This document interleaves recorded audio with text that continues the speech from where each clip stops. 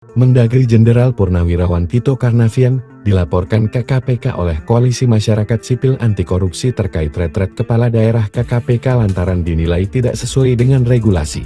Ex-Kapolri ini, menurut peneliti dari Perkumpulan Bantuan Hukum dan Hak Asasi Manusia Indonesia PBHI Anissa Azhara menduga terlibat dalam konflik kepentingan karena sebelumnya kepala daerah terpilih diminta menyetor uang kepada tender retret. Anissa juga menyampaikan bahwa pihaknya melaporkan dugaan tidak adanya transparansi dalam pelaksanaan retret.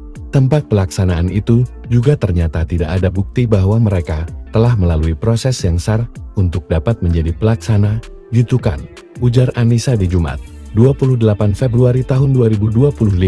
Laporan ini mencakup dugaan penyalahgunaan anggaran sebesar Rp11 hingga Rp13 miliar dan diduga melibatkan 4 pihak besar.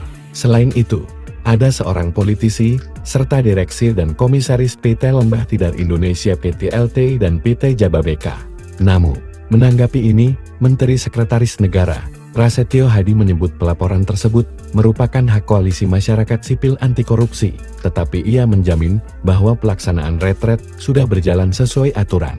Yaitu hak kalau melaporkan, tapi saya pastikan semua berjalan sesuai dengan aturan. Sesuai dengan perundang-undangan, tidak ada yang dilanggar. Semua bisa kita buka, ujarnya. Isu lain yang disorot dalam dugaan korupsi retret adalah penunjukan PT Lembah Tidar sebagai pelaksana retret.